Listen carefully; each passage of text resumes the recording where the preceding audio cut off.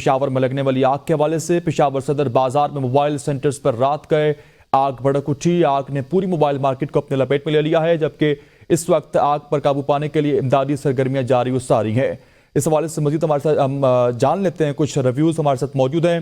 Rescue KPK کے ترجمان بلال احمد صاحب۔ بلال احمد، آگاہ کیجیے گا، اس وقت آپ کے تمام ریسکیو اہلکار وہاں پر موجود ہیں، کارروائیاں جاری و ساری ہیں، کیا انتظامات کیے گئے ہیں اور آپ کے مطابق اس وقت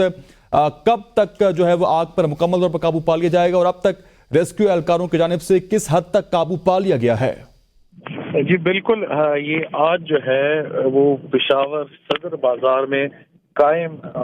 جو موبائل ٹائم سینٹر ہے اس میں آگ بھڑکی تھی، جس کے لیے یا جس کی شدت کو دیکھتے ہوئے ریسکیو 1122 پشاور، مردان، نوشہرہ، چارسدہ اور ضلع خیبر سے 32 سے زائد فائر وہیکلز طلب کی گئی۔ اس کے ساتھ 130 سے زائد اہلکار جو ہے وہ آگ بجھانے کے عمل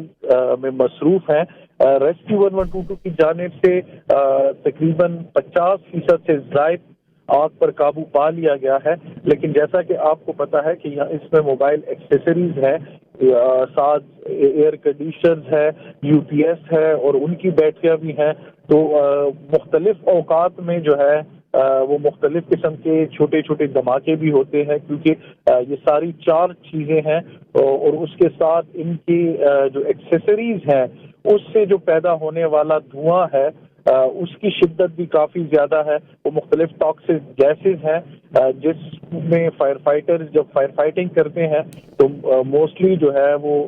ماس SCBA self contained breathing apparatus ہے، اس کا استعمال کیا جاتا ہے، اور جیسے ہی یہ ایک جگہ پہ جا کے آگ بجھا کے آگے جاتے ہیں اور آگے سے آگ بجھا کے واپس آتے ہیں تو وہاں پہ پھر آگ بھڑکی ہوتی ہے۔ تو اس وجہ سے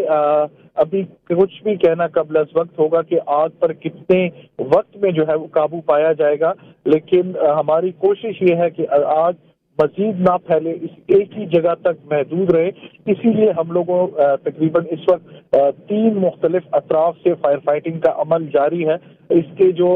عقب میں گھر ہے، ریزیڈینشل ایریاز ہیں، ان کو بھی خالی کرایا گیا ہے۔ وہاں پہ بھی جو ہے وہ فورسیبل انٹری یعنی دیواروں کو توڑ کے جو ہے وہ آگ بجھانے کا عمل وہاں سے بھی جاری ہے، اور اس کے ساتھ ساتھ 4 جو افراد تھے جو دکاندار تھے وہ بھی آگ کی شدت کی وجہ سے بے ہوش ہو گئے تھے، کیونکہ وہ لوگ جب آگ بھڑکی تو اس کے بعد وہ لوگ چلے گئے تھے دکانوں سے سامان نکالنے کے لیے، لیکن اسی دوران جب اس دھوئیں ان ٹاکسک گیسز کی وجہ سے ان کی حالت غیر ہو گئی تھی تو ان کو بھی ریسکیو 1122 کے جوانوں نے نکال کر ہسپتال منتقل کیا ہے، اور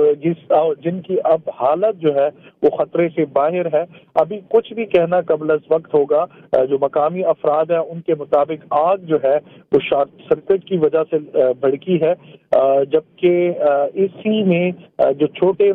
کاؤنٹرز اور موبائل سینٹر جو ہے وہ دکانیں کم و بیش 200 کے قریب بتائی جا رہی ہیں، اور اس وقت اگر نقصان کی بات کی جائے تو نقصان کافی زیادہ ہے، لیکن اس سب کا جو ایٹ دی اینڈ رپورٹ جب آگ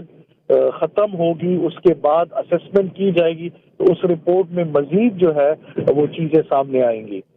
صحیح۔ بلال، یہ بھی بتائیے گا کہ آپ تک ابھی کوئی ایسی معلومات موصول ہوئی ہے جس سے یہ اس بات کا اندازہ لگایا جا سکے یا تصدیق ہو سکے کہ آگ لگنے کی بنیادی وجہ کیا تھی ریسکیو اہلکاروں کی جانب سے؟